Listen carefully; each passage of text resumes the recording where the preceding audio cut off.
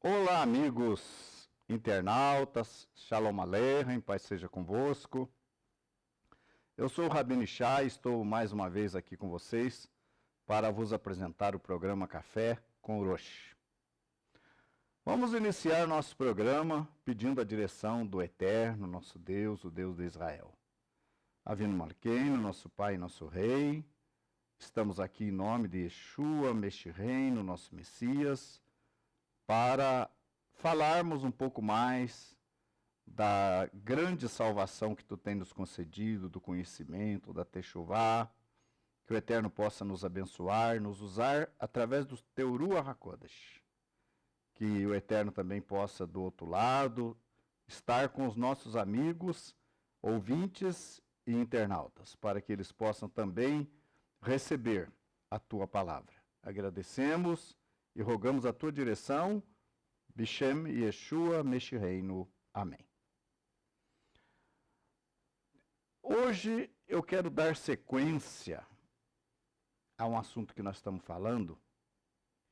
No entanto, muitos dos internautas têm ligado, eu até vou pedir para o nosso técnico deixar aí por instantes e de tempo em tempo o meu WhatsApp, tem perguntado a respeito da Techuvá, da conversão. Então, muitas pessoas querem dar o início à sua conversão, querem saber como é que vão fazer, é isso? Por outro lado, também nós temos muitos que nos dizem: na minha cidade, no meu estado, não tem a sinagoga, não tem a congregação. Ou seja, imaginando que ele não vai poder dar andamento no seu processo de conversão, porque lá não tem lugar para ele congregar, né? Por outro lado, também há aqueles que imaginam que uma obra como esta seja fácil de se implantar em cada cidade, em cada região. Não é difícil. Mas a conversão independe de ter uma congregação na sua cidade, pode começar com você. O que pode acontecer de tempos em tempos, talvez você ter que se deslocar para um lugar onde tenha congregação, caso isso seja possível. Então nós vamos começar esclarecendo com respeito à conversão. Nós temos aí dois aspectos a serem considerados. A conversão do gentil, daquele que não é israelita, daquele que não tem o sangue judaico, e daquele que já é judeu, que nasceu judeu. São processos diferentes. O judeu, nós vamos estar nos aprofundando, se não nesse programa, em outros programas vindouros, a respeito de alguns passos que devem ser dados por todos, inclusive pelos judeus naturais.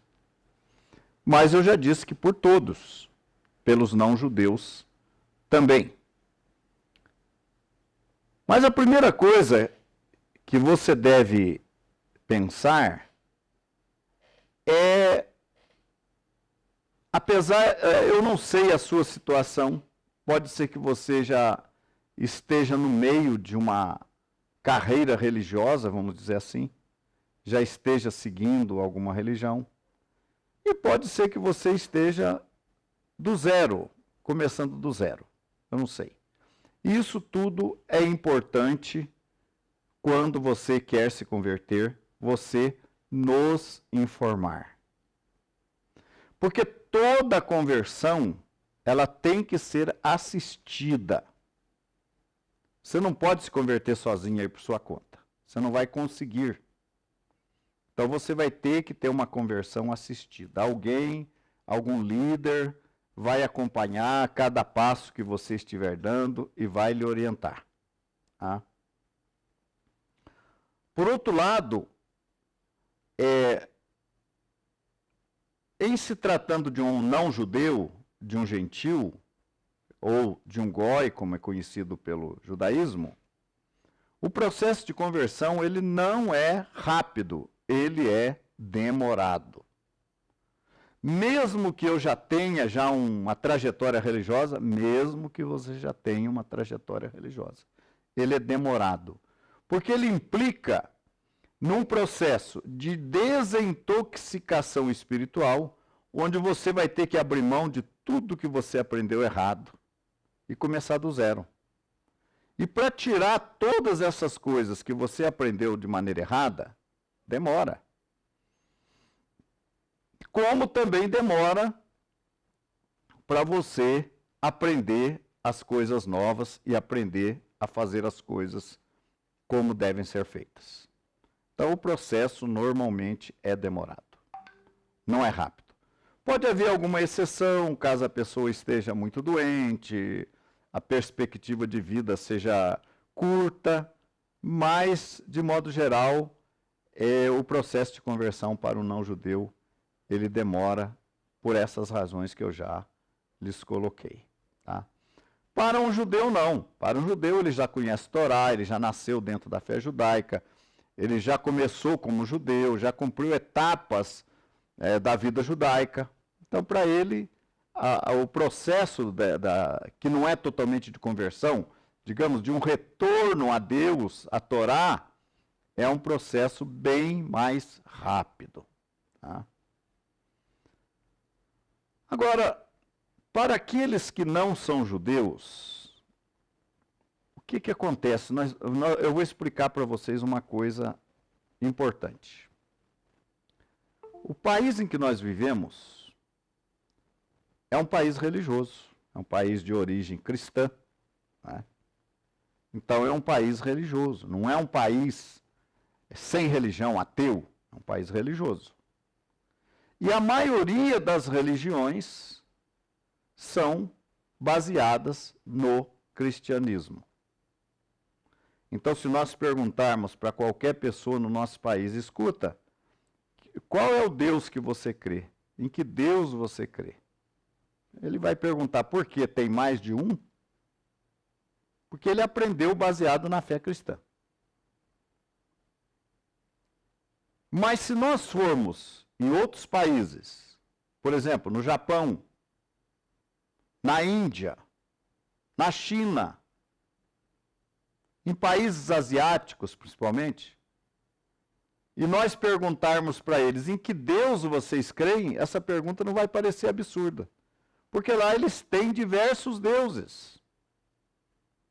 Talvez dificilmente ele vá citar o nosso Deus, o Deus que criou os céus e a terra. Talvez ele vai citar os deuses dele lá, do seu país, da sua cultura, da sua tradição. Então, é diferente, nós temos que ter uma visão diferenciada quando nós vamos lidar com pessoas de um país pagão, que nunca conheceu a fé no verdadeiro Deus. Nada. Nós temos que diferenciar de um país que recebeu uma educação cristã, acreditando no verdadeiro Deus. Muito embora isso não signifique que estão seguindo o verdadeiro Deus.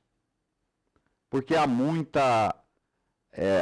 paganismo, há muita assimilação pagã, há idolatria. Não há tanta idolatria quanto nesses outros países que eu citei, mas há idolatria.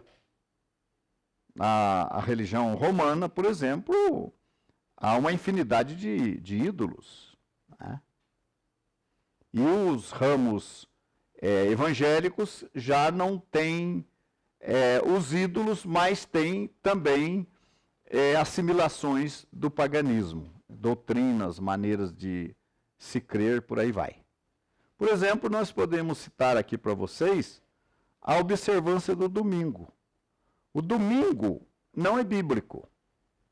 Ele não foi instituído dentro da Bíblia. Ele tem a sua origem no paganismo. Os pagãos adoravam, lá até o quarto século, os pagãos adoravam o deus Sol, e o dia do Sol é o domingo. Inclusive em inglês é Sunday, dia do Sol. Então o domingo é um dia de guarda pagão. E que vai vincular você ao Deus do paganismo.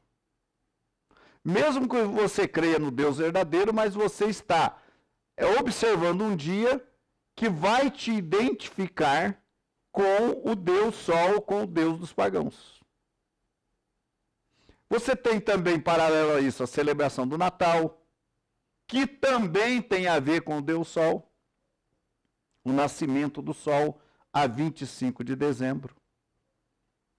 Nós podemos, num estudo mais detalhado, entendermos que Yeshua nasceu aproximadamente entre setembro e outubro, e não em dezembro, que é um mês frio lá naquela região.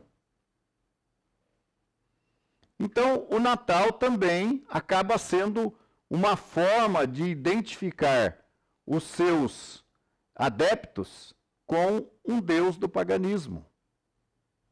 Aí vem também a crença de uma morada no céu, uma morada eterna no céu, uma morada por 7 anos. A teoria futurista, dispensacionalista cristã vai ensinar que ainda virá um período de 7 anos, sendo que 3 anos e meio será aqui na terra sob o governo do anticristo, e os outros 3 anos e meio no céu. Também não é verdade. Então, aí se prega uma teoria de que o homem vai passar 3 anos e meio ou 7 anos no céu. Há também uma outra crença que diz que o milênio, o reino milenar, o reino, os dias do Mashiach, de 1000 anos, serão no céu. Que a terra vai ficar deserta, vazia, sem habitantes, sem moradores por 1000 anos. Também advoga uma ideia de uma morada no céu. Também uma ideia pagã. Então, há muitos elos, muitos links com o paganismo. Mas nós não podemos comparar uma religião cristã, ainda que ela tenha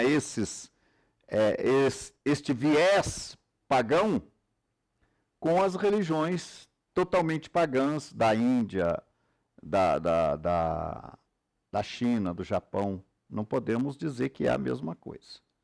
Então, quando você vai fazer uma abordagem para falar do Deus verdadeiro, em cada lugar desses você vai ter que usar um meio diferente. Então, mesmo o cristianismo não sendo tão voltado à idolatria, ele acaba assimilando ideias de origem pagã. Um outro ponto, por exemplo, de origem pagã é a doutrina da imortalidade da alma.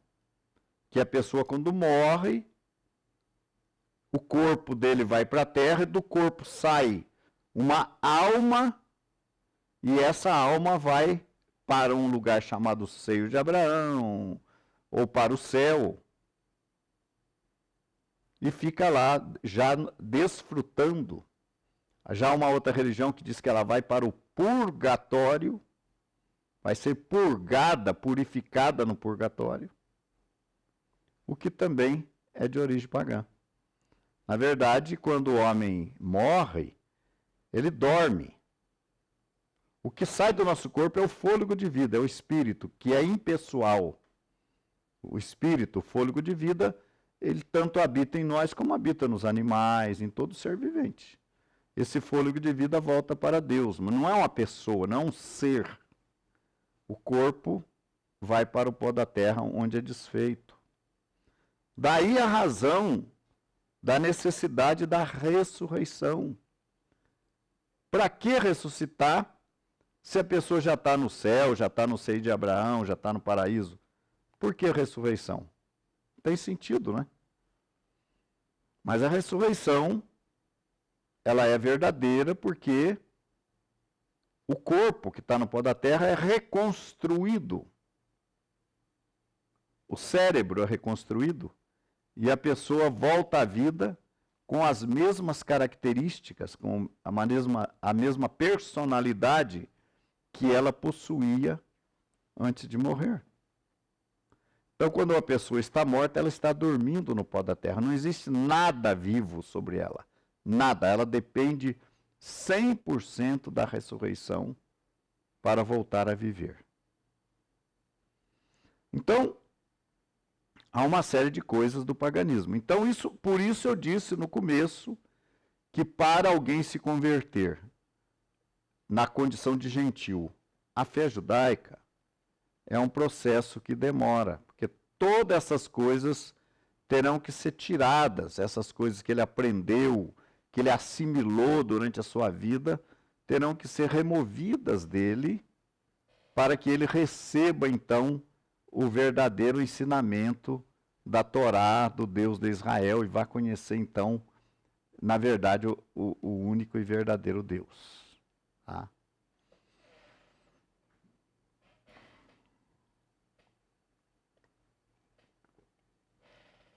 Então, meus amigos, se você quer começar um processo de conversão, você tem que definir o ponto de partida. Bom, estou no processo de conversão. Se você já está vivendo no mundo religioso, você já está dentro de um processo. É só você determinar que dali para frente você vai fazer um processo de conversão, um retorno às raízes judaicas do primeiro século, não do quarto século, do primeiro, para ter a fé semelhante à fé dos apóstolos. Tá? Você vai colocar esse objetivo no seu coração e vai começar a cumprir os mandamentos de Deus. Tá? A palavra de Deus fala que Deus ama os pecadores, que aquele que em qualquer nação, qualquer povo, que o teme e faz a sua vontade, a esse Deus ouve. Então, se você está disposto a fazer a vontade de Deus, Deus vai te ouvir. Mas você tem que marcar um ponto de partida, uma decisão. Rabino, mas eu posso continuar frequentando a religião que eu estou frequentando? Olha, é um pouco complicado. Porque como é que você vai se libertar de coisas erradas permanecendo num lugar que você vai ter que fazer as coisas erradas? Né? Mas, se você é um líder religioso, suponhamos que você seja um líder, um pastor, um guia religioso, você pode começar a fazer a sua conversão. Depois você vai se preocupar com o seu rebanho, com as pessoas que estão sob os seus cuidados. Você vai se preocupar com você, com a sua família, e depois, até porque para passar as instruções para as pessoas, você tem que saber como vai fazer. Caso contrário, você vai ficar sozinho, você vai perder todo o povo que está com você, se você não aprender primeiro. Bom, gente, uma coisa tem que ser clara. Para aquele que não é judeu, a primeira coisa que você vai ter que colocar na sua mente é que a salvação vem dos judeus. Tá? É que o povo de Israel é a nação sacerdotal. Enquanto você achar que você também é parte do povo, que o Deus de Israel está com você, não adianta. Você tem que entender que Deus é o Deus de Israel. Israel é a nação sacerdotal, escolhida e estabelecida por Deus. Você não pode mudar isso. Não pode.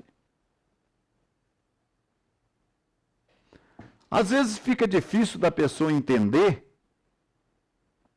essas coisas, porque ele tem na mente dele que ele substitui Israel. Que as religiões de hoje substituem Israel.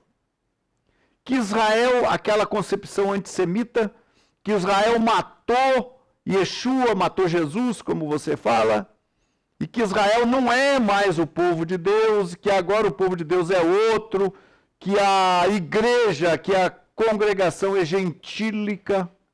Você está com isso tudo na cabeça. Então você está no meio do caminho. Você não pode, não deve, não pode não, poder até pode. Não deve pensar que você substituiu Israel. Talvez você pense assim, puxa, mas eu estou enxertado. Eu estou enxertado, então eu sou parte do povo. É isso que nós vamos ver. Se você realmente está enxertado. Você diz que está, acha que está. Mas a pergunta é, você realmente está enxertado na oliveira de Romanos capítulo 11? Então, todos aqueles que não são judeus de sangue, talvez você seja até um Binei, um Ben Anussim, quer dizer, um filho de Anussim, ou melhor, um filho de um forçado. Nós sabemos que lá na época da fundação do Brasil, da colonização do Brasil, vieram para cá muitos portugueses. E uma grande parte desses portugueses que vieram para o Brasil eram judeus. Maurício de Nassau era judeu, Fernando de Noronha. Enfim, uma infinidade de judeus vieram para o Brasil. Tá? Judeus supostamente convertidos à força à religião romana. Os judeus, lá em Portugal, na Espanha, eram ameaçados. Ou eles se convertiam à religião cristã da época, ou eles seriam mortos, seus bens seriam tomados, seus filhos seriam tomados deles. Então, eles passavam por uma conversão forçada.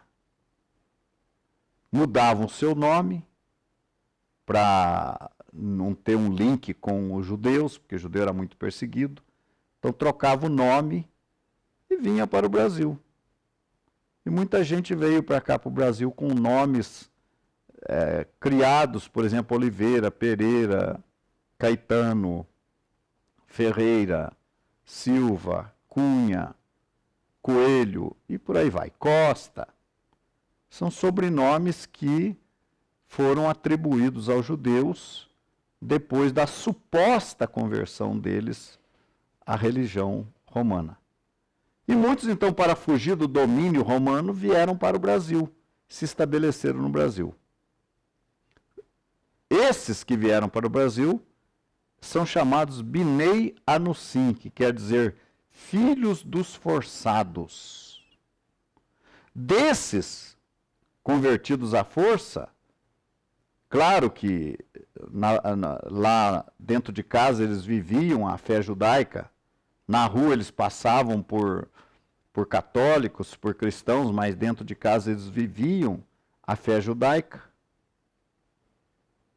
É claro que, com o passar dos anos, isso foi se perdendo, a cultura, a tradição, a vida judaica que esses forçados, esses cristãos forçados viviam, foi se diluindo aos poucos. Mas uma escritora judia no Brasil, chamada Anita Novinsky, escreveu um livro sobre isso. Ela calcula que 70% dos brasileiros, 70%, têm ascendência judaica.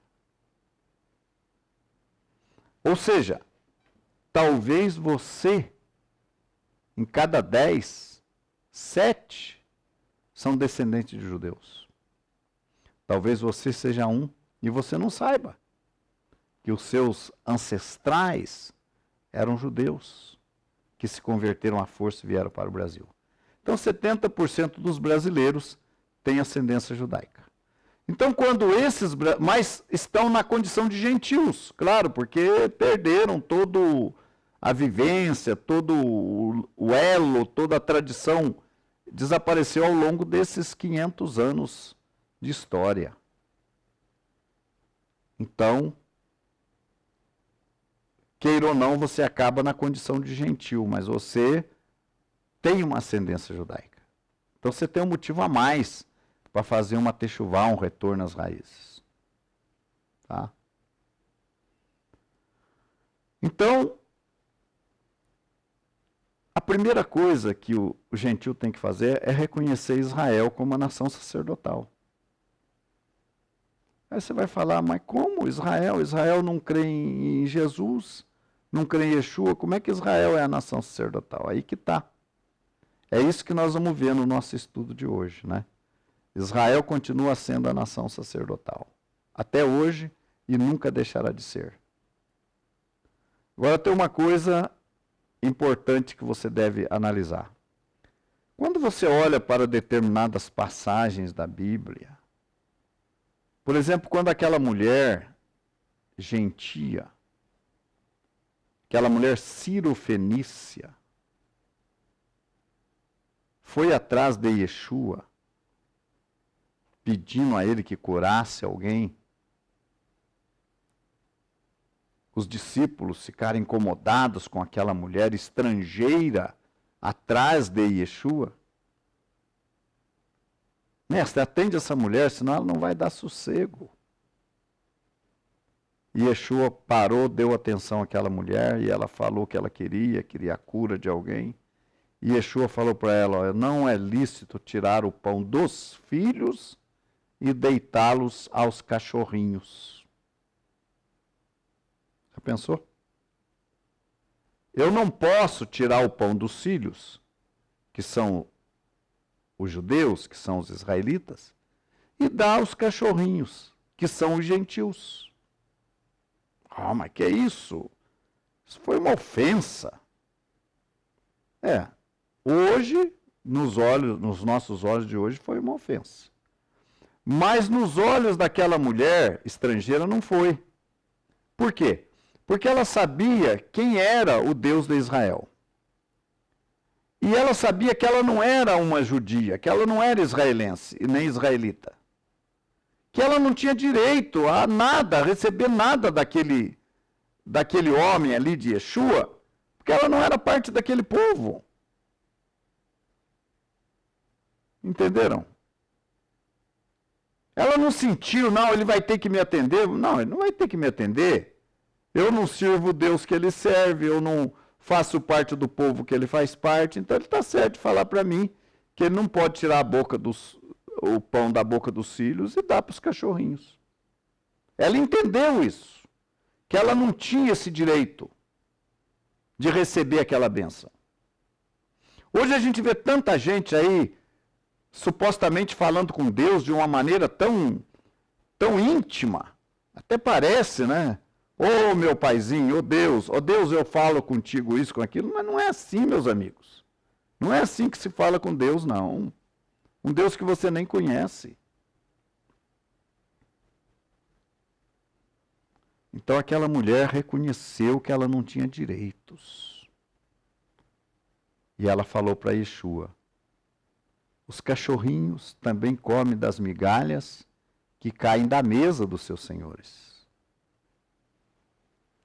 Ou seja, Senhor, se sobrar aí alguma migalha, eu posso pegar? Sobrar alguma migalha, deixa cair uma migalha para mim. Não precisa tirar da boca dos filhos, não. Deixa alguma migalha cair para mim. Olha a humildade dessa mulher. E Yeshua viu a humildade daquela mulher, viu a sinceridade dela, e Yeshua deu a ela a bênção que ela estava precisando.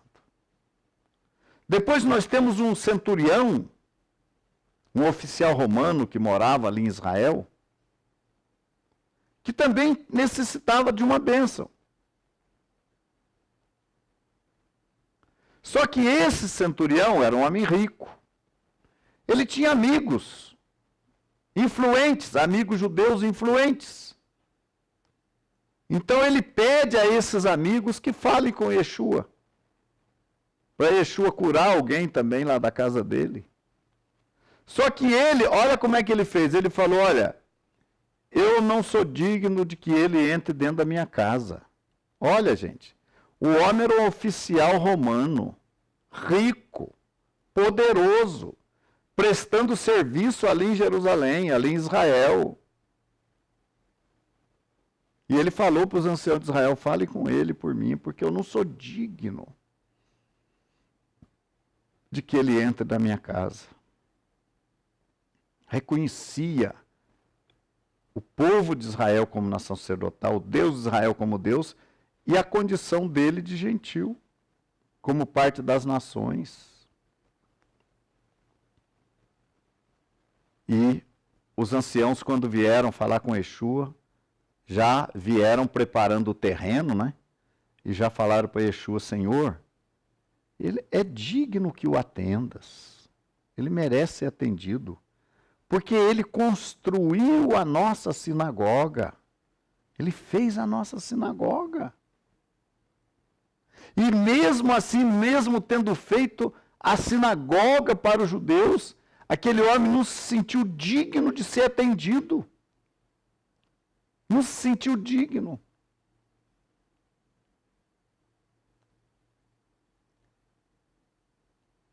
E ele fala para Yeshua depois, Yeshua decidiu atendê-lo, né? Ele fala, Senhor, eu tenho servos, ele era um oficial romano, eu tenho soldados sob o meu comando. E eu digo a este soldado, vai, e ele vai. Eu digo ao outro soldado, venha, e ele vem. Se tu disser uma palavra, uma só, o meu servo vai ser curado. Eu não sou digno que tu entre dentro da minha casa. Diz apenas uma palavra. Fala uma palavra só e eu sei que o meu servo vai ser curado lá. Porque eu também tenho autoridade. Mas tu tens muito mais autoridade que eu. E Yeshua ouviu a oração, o pedido daquele homem, pela humildade dele, e ele então recebeu a bênção desejada. A gente sabe que naquela fase do ministério de Yeshua, ainda não havia abertura para os gentios. O primeiro gentil que veio a ingressar na comunidade de Yeshua, foi Cornélio, já alguns anos depois da ressurreição de Yeshua, depois de Pentecoste, do dia do Pentecoste, depois é que veio Cornélio. Então não era tempo ainda de estender a mão para os gentios, não era tempo ainda. Por isso Yeshua não atendia os gentios. Não era tempo.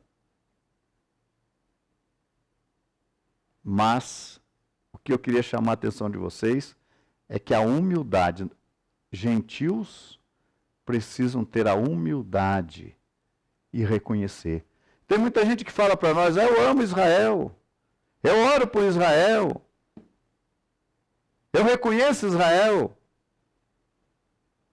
mas é só da boca para fora. No fim, ele não faz nada por Israel, não faz coisa nenhuma a favor de Israel, não dá prioridade ao povo de Israel. É da boca para fora muitas vezes. Mas ainda bem que tem aqueles que falam a verdade. Eu sou por Israel. Ainda hoje uma pessoa me procurou e falou, eu sou amigo de Sião, amigo de Israel. Meus amigos, então esse é um passo necessário, o reconhecimento da sua condição de gentil. Tá?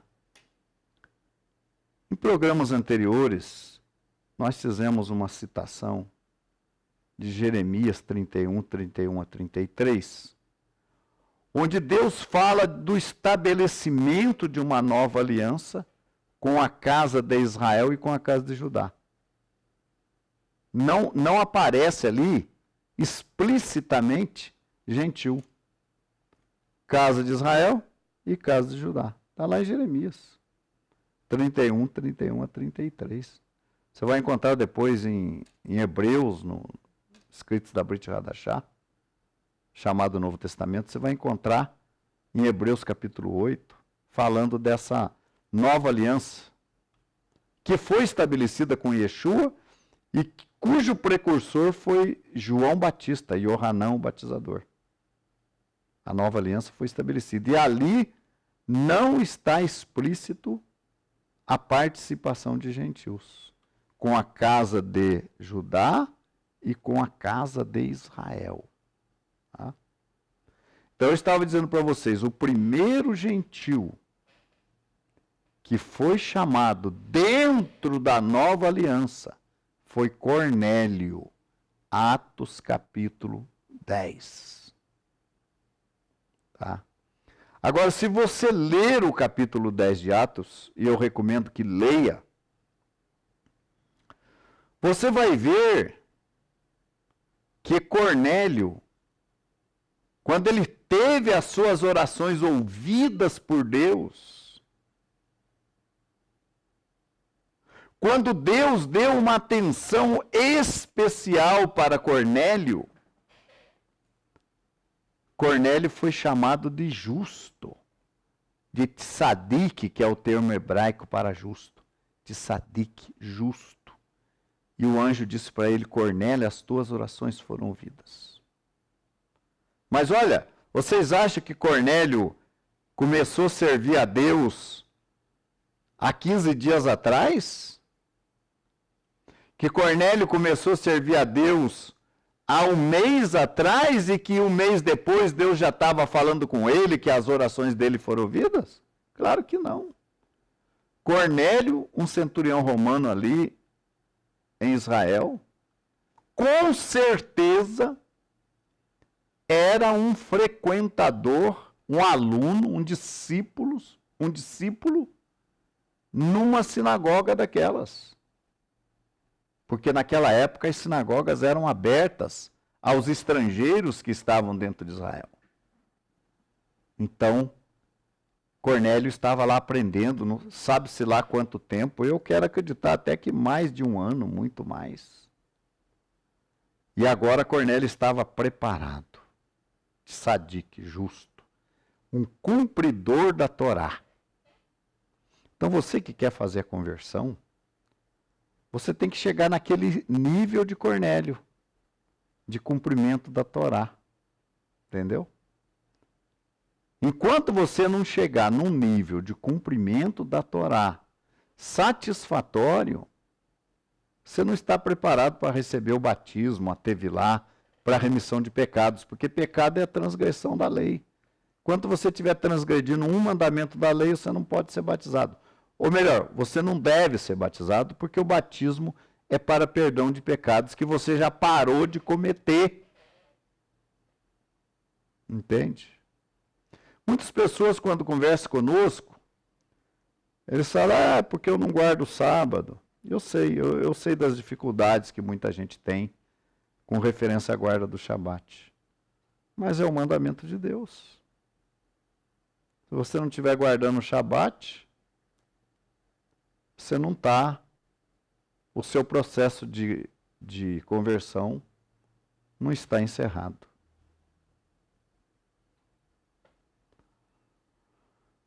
Mas você, se você ler nos escritos da Brit Hadashah, em Atos capítulo 15, vamos dar uma olhada aqui em Atos capítulo 15, estou falando especialmente hoje às pessoas que querem se converter.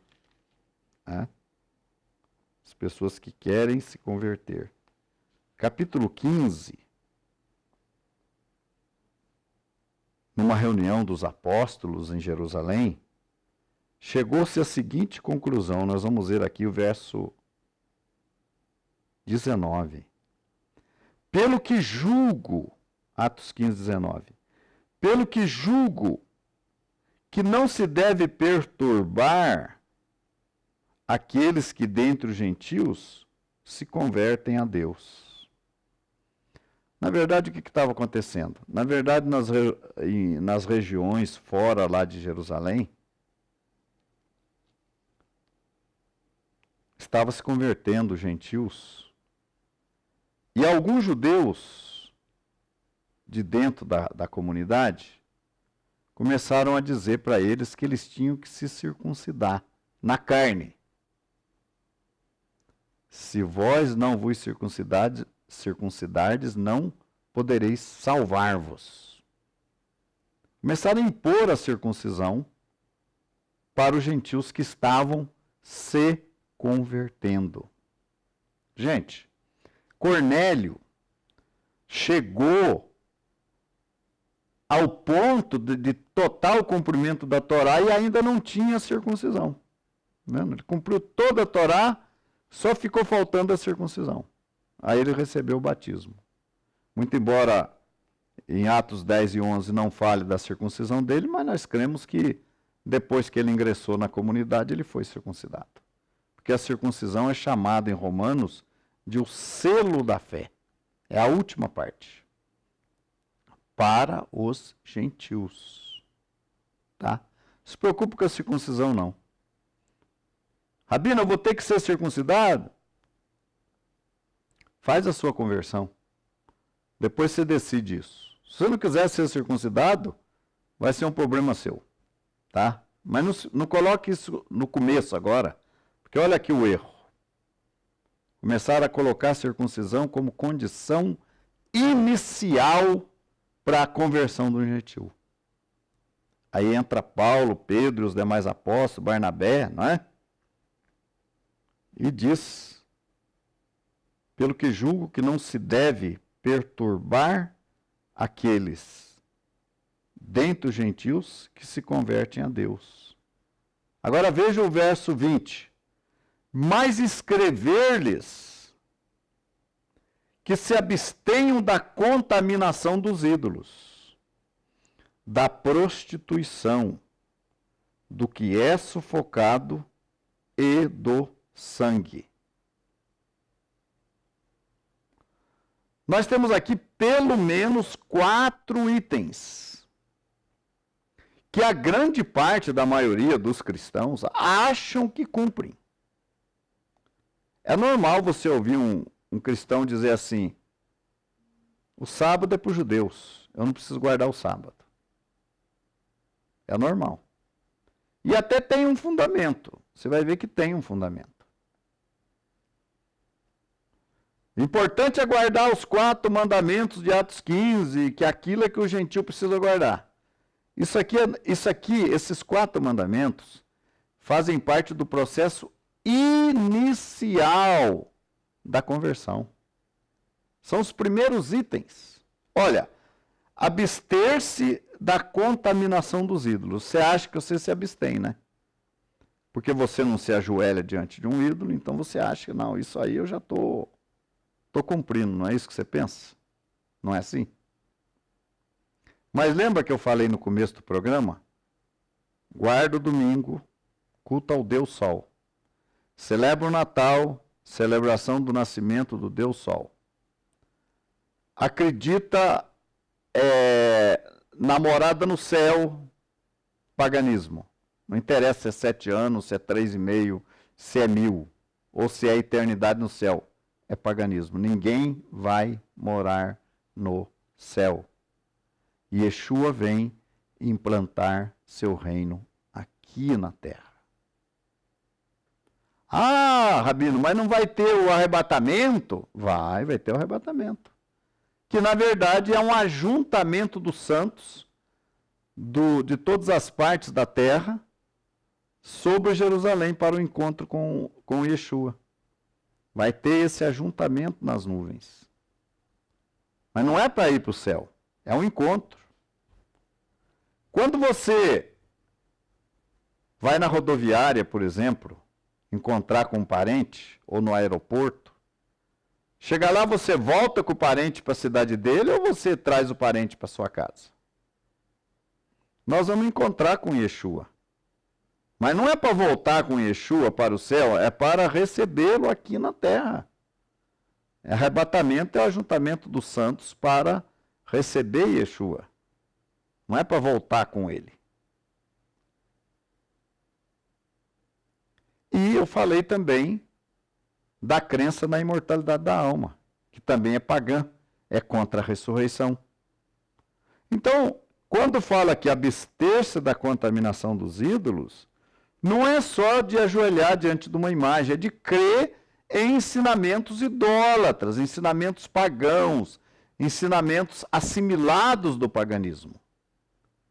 Abster-se da contaminação dos ídolos é abandonar essas práticas, estas crenças. Entenderam? Da prostituição. Uma outra interpretação disso aqui diz das relações sexuais ilícitas. Que não é só a prostituição que é uma relação sexual ilícita. Prostituição é uma relação sexual ilícita. Mas o adultério também é.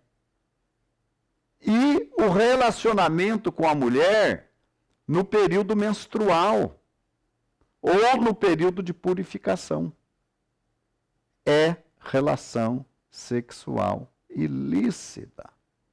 Está aqui em Atos 15, 4.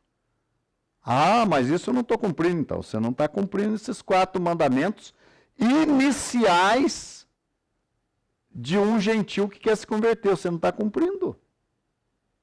Coloque isso na sua cabeça. O que mais? Do que é sufocado. Sufocado é um animal que morre sem que o sangue seja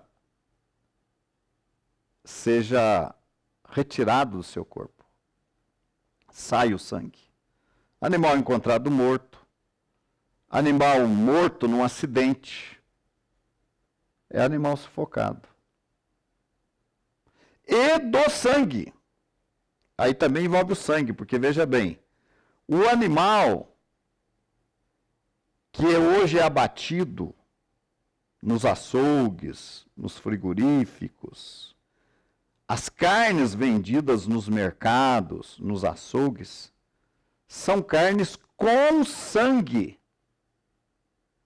Então, quando você está comendo uma carne daquela, você está comendo sangue. E como é que você está cumprindo Atos 15, 4? Como? Então você vai notar que você não está cumprindo nem o mínimo necessário para um gentil cumprir, você não está cumprindo. Nem o mínimo. Tá certo? Então, esses 4 mandamentos, eles são os 4 mandamentos necessários no começo da conversão do gentil. Agora, mas o senhor falou de carne com sangue e tal. Então existe a carne kosher. É difícil encontrar carne kosher. É a carne abatida de acordo com as normas judaicas. Mas nós, na nossa instituição, nós já temos várias pessoas em vários lugares no Brasil que fazem um abate kosher para a comunidade. Então a gente come a carne abatida de acordo com a halahá, com as leis judaicas. E você também pode deixar de comer carne com sangue para comer essa carne. Mas não tem. Então você pode comer o peixe limpo. Peixe não tem norma de retirada de sangue. Peixe limpo, escamas e barbatanas, você pode comer. Existe uma grande variedade de peixe. Então, o gentil tem que cumprir esses mandamentos. Eu vou pedir para o nosso técnico aí colocar um vídeo.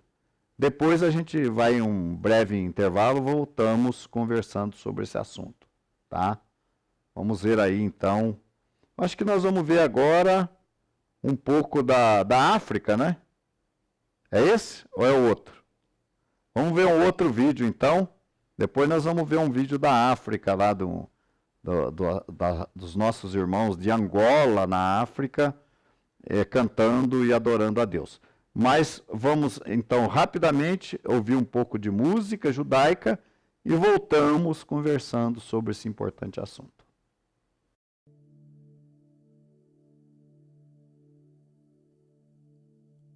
declare sickness has no place in this house.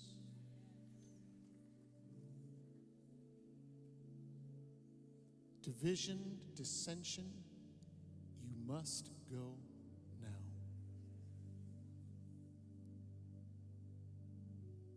Broken hearts, be mended by the loving embrace of the lover of your soul. Cancer, go now in Yeshua's name. Blind eyes, open. Deaf ears, be unstopped.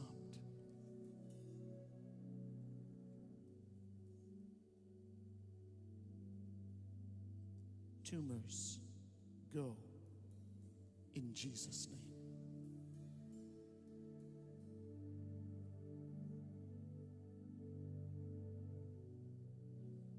Yeshua said, I've come to do the will of him who sent me, and I only do what I see my Father do.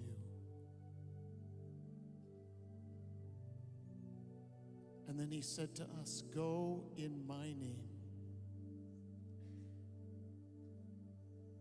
Heal the sick, raise the dead, cast out the kingdom of darkness.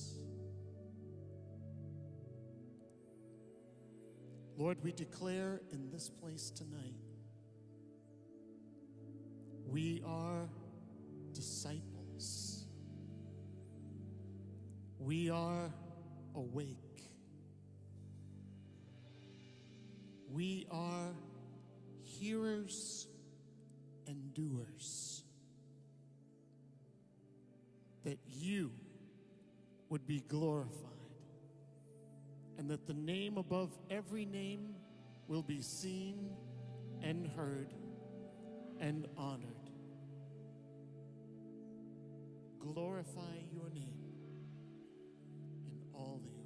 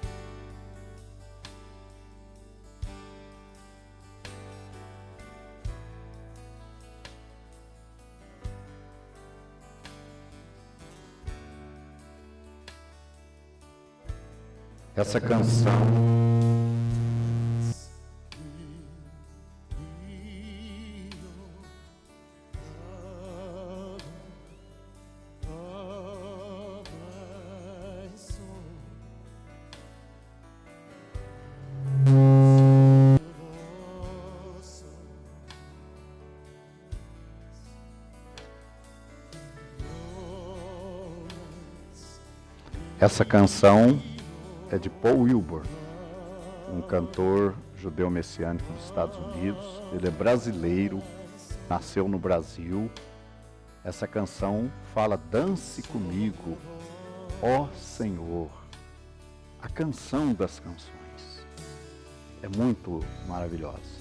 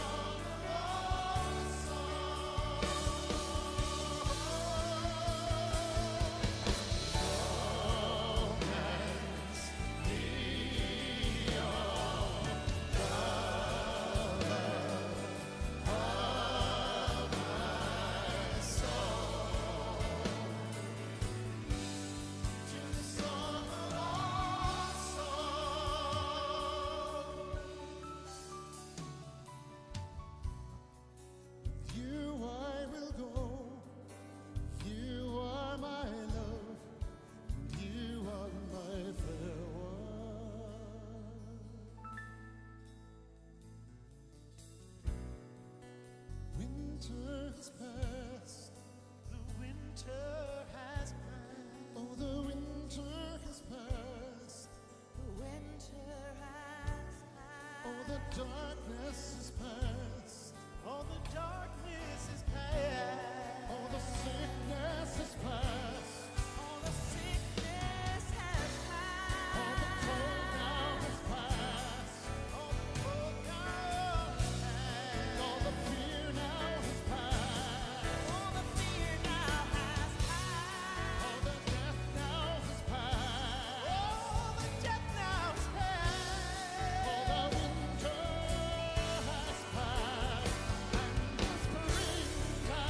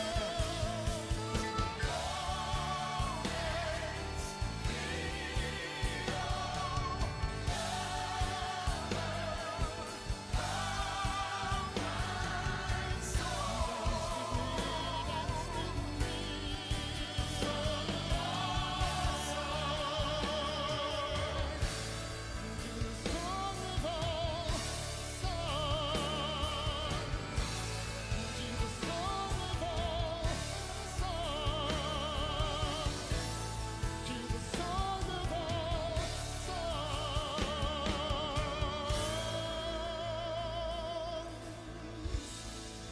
to the song of all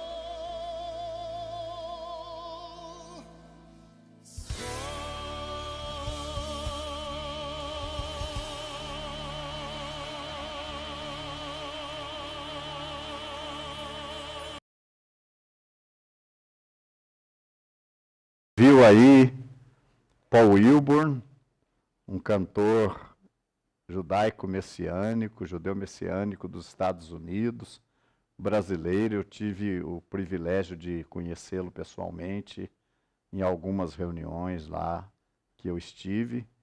E essa canção é muito bonita porque ela fala: dance comigo, ó Senhor, né? É um momento de relações com o nosso Deus, né? Bom, vamos continuar então. Eu gostaria de ler com vocês aqui uma passagem de Romanos capítulo 15, versículo 25 em diante. Vamos ver o que Paulo fala aos romanos.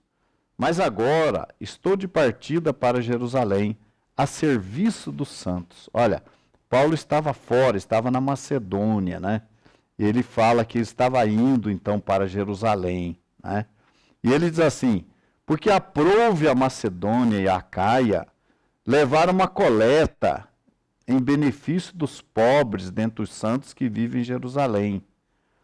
Olha, Paulo estava numa comunidade onde havia um grande número de gentios, Macedônia e Acaia, e ele levanta lá uma ajuda financeira e diz: porque aprouve, eles acharam por bem, essa comunidade formada em grande parte de gentios da Macedônia e da Acaia, eles acharam por bem mandar uma ajuda para os pobres que viviam em Jerusalém.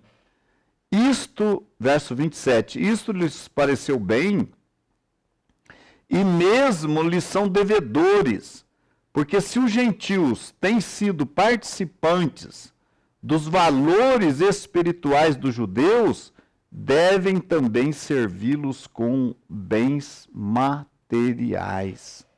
Vejam bem que coisa interessante. Paulo fala que os gentios são participantes dos valores espirituais dos judeus. Vocês viram que no começo eu falei, a salvação vem dos judeus, tá? E aqui diz, Yeshua era judeu, seus apóstolos eram judeus, toda aquela comunidade era formada de judeus. O primeiro gentil Cornélio entrou, foi recebido dentro da comunidade judaica de Yeshua. Gente, a comunidade judaica de Yeshua, aquele segmento judaico de Yeshua, ele permaneceu até o quarto século. Até o quarto século, a congregação de Yeshua, que vocês chamam de igreja, né, era judaica, porque ela foi formada de judeus. Os gentios foram enxertados, nós vamos ver daqui a pouco, tá? E aqui diz que os gentios se sentiam, reconheciam e se sentiam devedores,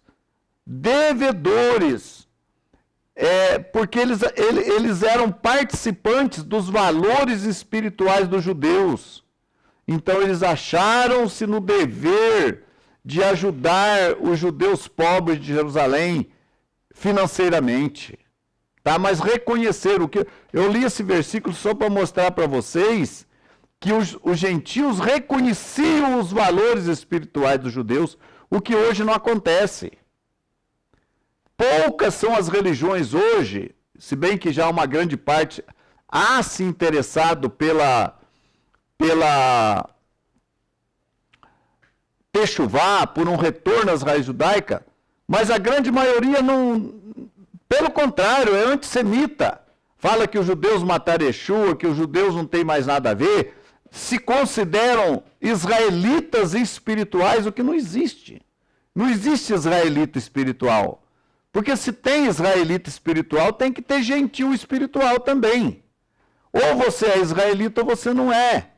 Agora, os nossos irmãos, gentios convertidos da Macedônia e de Acaia, eles se consideravam devedores, porque tinham sido participantes dos valores espirituais dos judeus.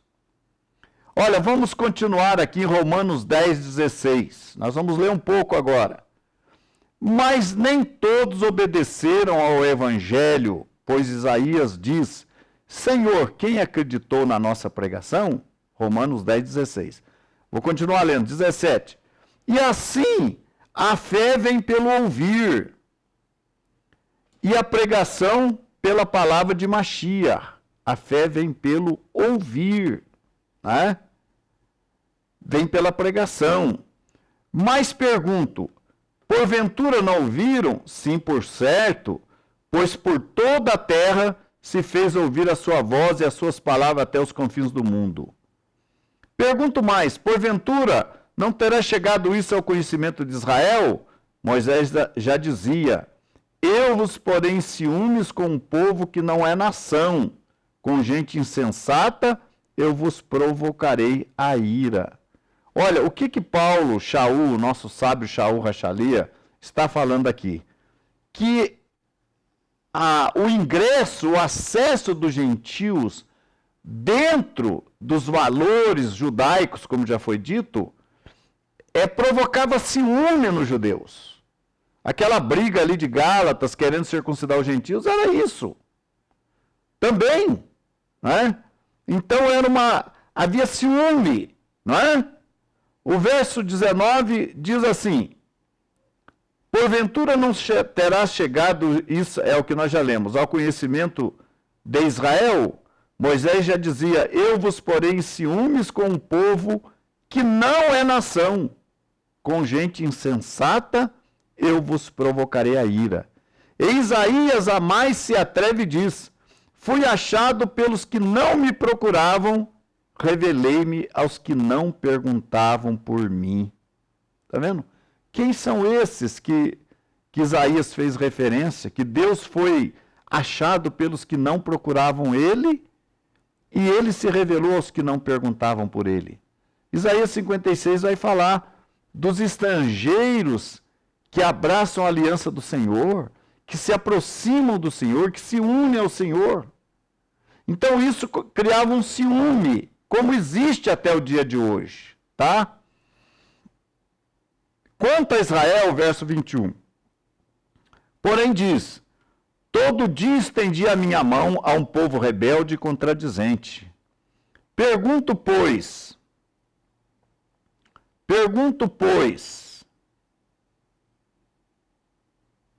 terá Deus porventura rejeitado o seu povo? Olha, eu terminei o Romanos 10 e continuei no 11, porque o 11 é uma continuação do capítulo 10 de Romanos. Olha o que Paulo fala no capítulo 11, verso 1. Porventura, terá, pois, Deus, porventura, rejeitado o seu povo? Não é isso que a gente ouve aí? Que Deus rejeitou Israel, que Israel não é mais povo, que agora as pessoas dizem, nós somos o Israel de hoje, se Israel aí está morto, está seco, está perdido. Olha o que Paulo fala. Olha o que Paulo fala. Porventura terá Deus rejeitado o seu povo? Romanos 11, 1. De modo nenhum, responde Paulo. De modo nenhum. Como é que as pessoas insistem em falar isso, que Deus rejeitou Israel? Aqui está escrito, de modo nenhum. Porque eu também sou israelita da descendência de Abraão, da tribo de Benjamim. Se Deus rejeitou Israel, Deus tinha que rejeitar Paulo, Deus tinha que rejeitar Pedro, Deus tinha que rejeitar Tiago, Deus tinha que rejeitar Barnabé, Deus tinha que rejeitar João, porque eram judeus, eram israelitas. Então, Paulo fala, eu estou aqui. Porventura Deus rejeitou o seu povo? Não, eu estou aqui. Eu não fui rejeitado. E não é só Paulo. Toda a comunidade, toda a congregação que cria no Machia, estava com Paulo, era uma congregação judaica. Eu falei para vocês que o primeiro gentil a ingressar na comunidade foi Cornélio.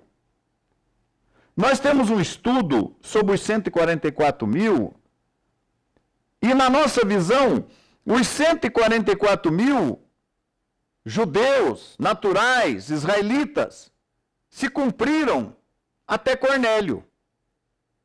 Até Cornélio. Depois começou a contagem da grande multidão, tá? Então, até Cornélio, dentro da congregação de Yeshua, foram salvos somente israelitas. Quando chegou em Cornélio, as portas se abriram para os gentios. Ali havia terminado, de acordo com a nossa visão, a contagem dos 144 mil israelitas naturais. Mas, na grande multidão, continua tendo israelitas, se convertendo israelitas. Entenderam? Na grande multidão não está os israelitas como pessoas, não estão excluídos. Como nação, sim, o endurecimento veio a Israel na condição de nação. Como nação, a salvação foi até Cornélio, nação. Dali para frente passou a ser indivíduos. Israel só será salvo como nação agora na vinda do Machia. O remanescente de Israel aí vai ser salvo como nação, vai ser todo mundo. Mas agora, nada impede que individualmente o israelita creia em Yeshua, creia no Machia. O nosso povo busca Machia, quer Machia.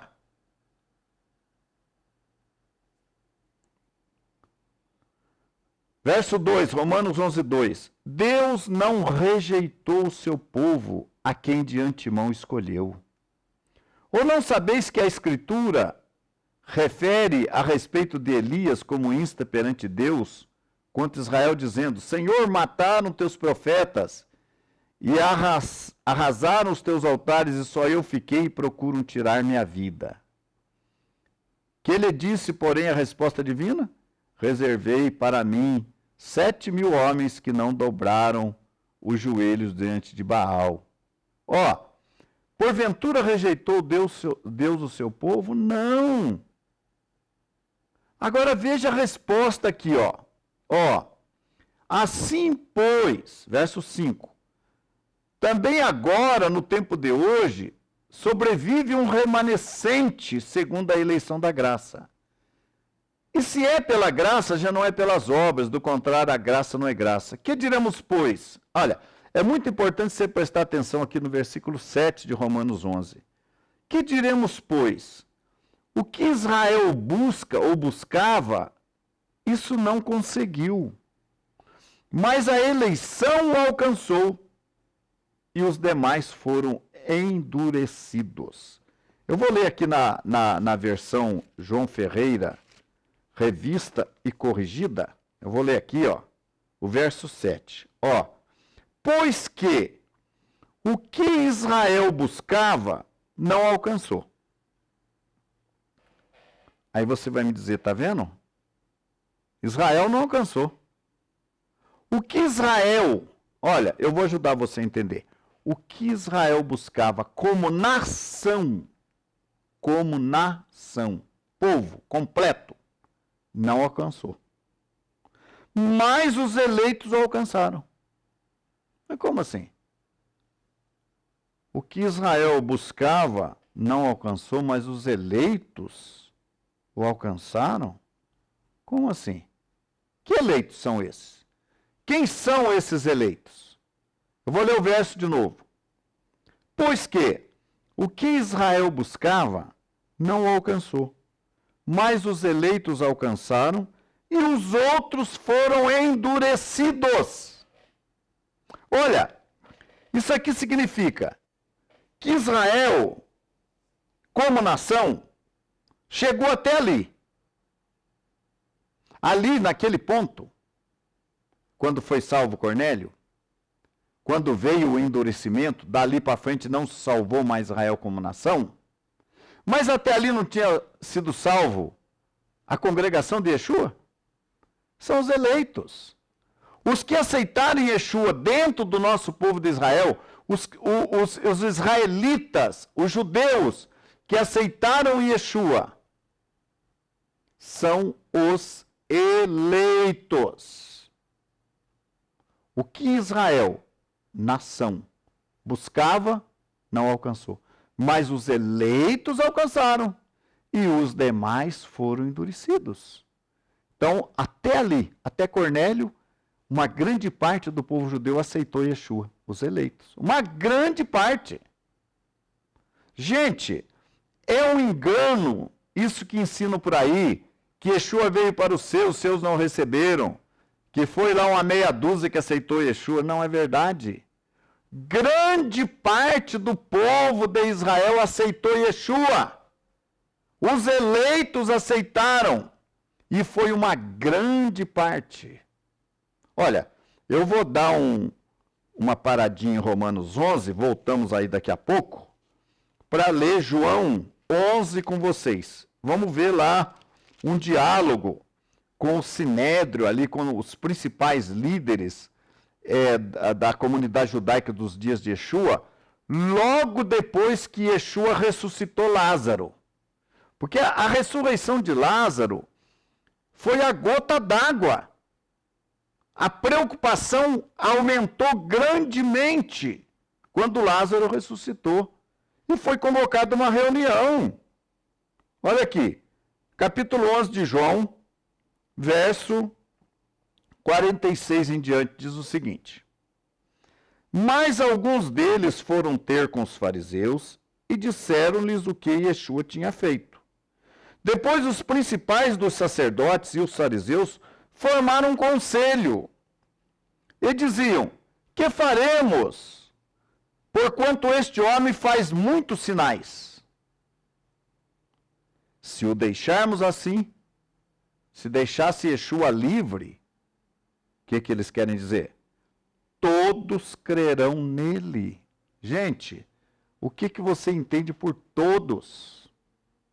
É isso que ensinaram para você, que foi uma meia dúzia que creu em Yeshua? Não, está aqui, ó. O conselho se reuniu ali com o sumo sacerdote e falou, olha, se não for feito nada, todos os judeus, todos os israelitas crerão nele. Se não for tomada alguma providência.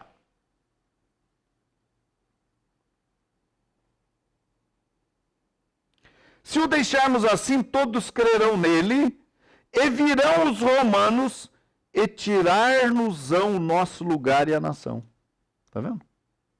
Qual que era a preocupação de Caifás, dos fariseus, dos líderes de Israel naqueles dias? Perder o lugar que tinham, o salário que tinham, a posição que tinham, porque se todo o povo cresce em Yeshua, eles achavam que Yeshua ia assumir o reino. E Roma iria destruir todo mundo, iria tomar o cargo desses líderes judeus aqui. Então, se nós fizermos qualquer coisa, se nós não fizermos alguma coisa, todos crerão nele, e virão os romanos e tirar-nos-ão o nosso lugar e a nação. Os romanos vão tomar conta disso aqui tudo, vão destruir a gente. Agora vocês vejam que coisa interessante, que é o verso 49. É muito importante isso aqui. Vamos ver. Verso 49. Se vocês quiserem acompanhar aí na Bíblia de vocês, eu quero dizer para vocês também o seguinte, nós temos aqui em Curitiba muitas lições de estudo bíblico, são lições antigas, mas que nós temos um número aqui, que você pode, se você desejar, eram lições estudadas no Shabat, você pode entrar em contato aqui com a nossa direção. Eu não sei se nós temos aí o telefone novo aí fácil com você, o novo não temos? Coloca de novo o meu WhatsApp, para que as pessoas façam contato comigo. Mas vocês podem solicitar a Sina, vocês que já têm o contato da Sina, e adquirir esses cadernos de lições, que são muitos. E vocês podem adquirir, nos ajudar, e vocês estudarem, se aprofundarem mais, tá bom? Tem um estudo que é Quem Matou Yeshua. Estudo muito importante, tá?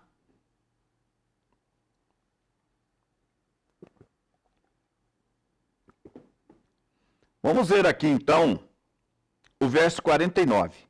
Naquele sinédrio, naquele Sanhedrin, naquele conselho formado por fariseus, sacerdotes, para dar um fim na atitude de Yeshua, porque senão todos iam crer em Yeshua. Veja o que o sumo sacerdote falou, que coisa interessante. Veja só. E Caifás, um deles, que era sumo sacerdote naquele ano, lhes disse, vós nada sabeis, nem considerais, olha, ele achou que ele estava sabendo tudo, né?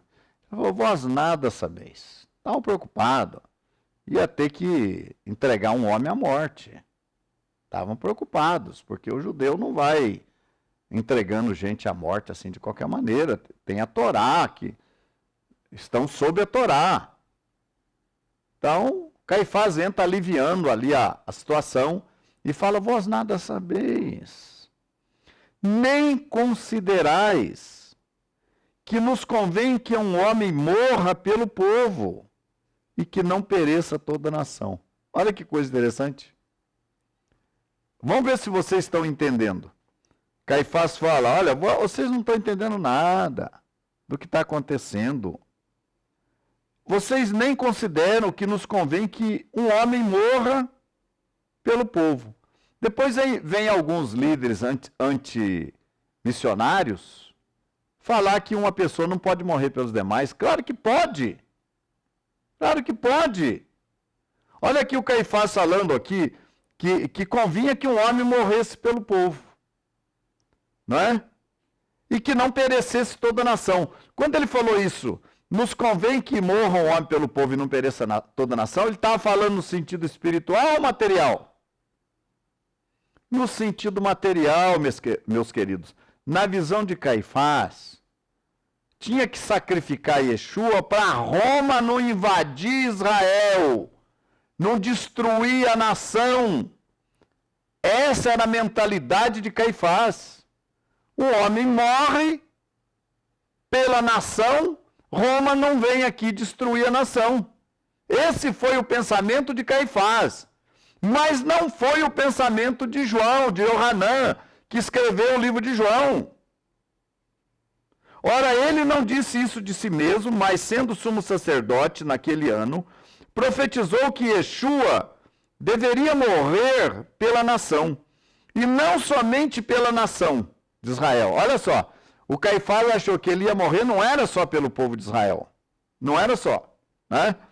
Mas para reunir em um corpo os filhos de Deus que andavam dispersos, né? Então, não se deixasse Yeshua vivo, Roma iria destruir a nação de Israel. E destruindo a nação de Israel, iria destruir também todos aqueles que viviam na diáspora, que viviam fora. Só que no sentido espiritual, né, é que nós entendemos então que Yeshua morreu pela nação de Israel, mas não para livrá-la de Roma, porque Yeshua não estava pleiteando o trono romano em Jerusalém, ele estava pleiteando o reino vindouro e a salvação das pessoas. Então, sem querer, o Caifás, o sumo sacerdote, profetizou que Yeshua ia morrer pela nação. Tá vendo que coisa? Na visão dele, para salvar de Roma, mas na visão dos Shalirim de Yeshua, para salvar Israel dos seus pecados. E para reunir em um corpo, olha só, em um povo, um corpo. Shaul Hachalia vai falar que a congregação é o corpo do Mashiach. E para reunir quem nesse corpo? Todos os filhos de Deus que andavam dispersos. E aí vai envolver todos os filhos de Deus que andavam dispersos, vai envolver os gentios que se convertem a Deus. Tá certo? Então vamos voltar aqui em Romanos 11:7. Romanos 11:7. Pois que o que Israel buscava não alcançou, mas os eleitos alcançaram, e outros foram endurecidos. Tá vendo? Então você tem os eleitos, que é a congregação de Yeshua, formada de judeus, de israelitas, e você tem os demais judeus que rejeitaram Yeshua, que permaneceram como nação, que foram endurecidos. A congregação de Yeshua é judaica? É formada dos eleitos do povo de Israel. Está aqui, em Romanos 11:7. O verso 8. Como está escrito, Deus lhes deu o espírito de profundo sono, olhos para não verem e ouvidos para não ouvirem até o dia de hoje. É por isso que tem essa parte de Israel, gente, que não crê no Mashiach, porque tem uma cegueira. Gente, é preciso ter muito cuidado. Vocês vejam bem, por que existe no livro de orações judaico, o Sidur, nós usamos o Sidur, mais tarde estaremos imprimindo um manual litúrgico, só com as orações que nós fazemos, mas nós usamos o Sidur em parte, porque o Sidur é um livro repleto de orações. Por que tem tantas orações no Sidur?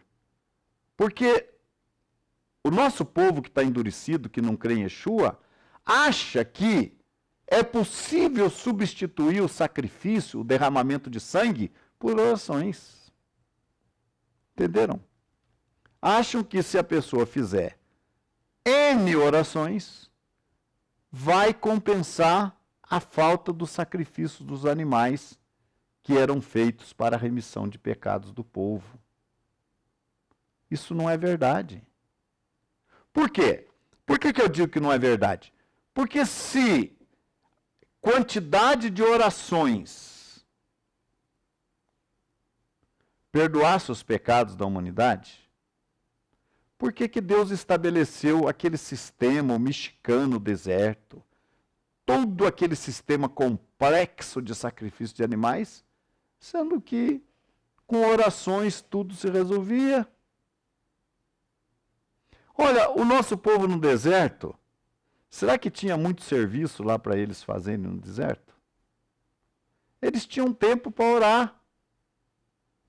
Então, se orações resolvem o problema. Ah, mas do ano 70 para cá não tem mais templo e nem sacrifício. Pois é, mas tem Yeshua que você não quer crer. No nosso caso, nós continuamos oferecendo o sacrifício da manhã e da tarde. Através de Yeshua, que é o nosso Cordeiro. Quando nós oramos de manhã, à tarde, à noite, em nome de Yeshua, nós estamos apresentando a Deus o nosso Cordeiro, que derramou seu sangue pelos nossos pecados. Agora, quem não crê em Yeshua, corre atrás de N orações para obter perdão, e não vai obter. Se você insistir em dizer que obtém, você está dizendo para mim que Deus não foi sábio lá atrás, que Deus implantou um sistema complexo, sendo que com orações ele resolvia o problema do nosso povo, do pecado do nosso povo. Você está dizendo isso para mim. Se você insistir em dizer que não precisa de Yeshua e que as orações cobrem os pecados, eu vou dizer para você que você está dizendo que Deus não usou de sabedoria lá atrás, implantando um sistema complexo, sendo que com orações se resolvia o problema. Tá certo? Romanos 11. Verso 9. E Davi diz: torne-se a sua mesa em laço, em armadilha e em tropeço, por sua retribuição. Escureçam-se-lhes os olhos, para não verem, e encurvem-se-lhes as costas, continuamente. Há uma situação de cegueira. Digo, pois, verso 11, porventura tropeçaram para que caísse, isso é importante. Eu pergunto para você, porventura essa parte que foi endurecida do nosso povo, tropeçou para cair? Foi para cair que eles tropeçaram? Porque muitos dizem que foi. Não, Israel pecou, matou Yeshua, Israel não tem mais nada, foi substituído. A igreja gentílica agora substitui Israel. Mas é isso que está escrito aqui? Porventura tropeçaram para que caíssem? De modo nenhum. De modo nenhum. Mas pela sua queda veio a salvação aos gentios, para os incitar à emulação. E se a sua queda, o endurecimento desse segmento judaico, se a sua queda é a riqueza do mundo, dos gentios, né?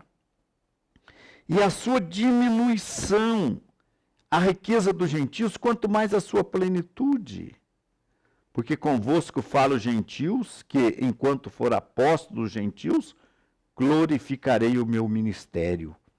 Para ver se de alguma maneira posso incitar ao ciúme, à emulação da minha carne, e salvar alguns deles. Então isso aqui prova que mesmo os judeus, hoje, sendo nação sacerdotal, representando Moshe, gente, eu quero deixar claro aqui, ó, duas testemunhas, Moisés e Elias.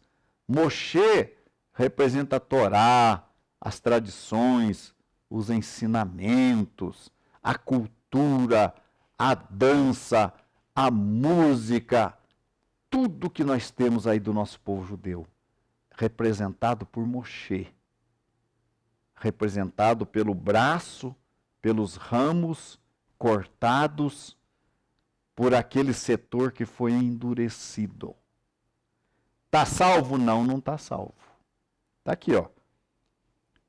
incitar a emulação os da minha carne e salvar alguns deles. Salvo não, mas continua sendo nação sacerdotal.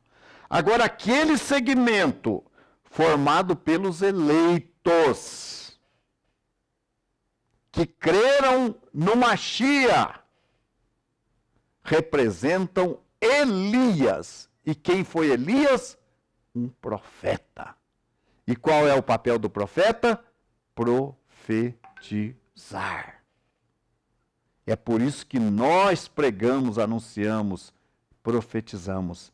E o nosso povo, esse segmento do nosso povo que está endurecido, todo sábado na Ravidalá canta, Eliarro Hanavi, Eliarro Ratisbi, Elias o profeta, Elias o Tisbita, vem e nos anuncia o Mashiach ben Davi. Eles esperam da boca de Elias a pregação do Mashiach ben Davi. Lá dentro da sinagoga tem uma cadeira, um trono no canto, para que entre Elias e sente e fale do Mashiach. Estamos nos aproximando de Pessa. O que vai acontecer?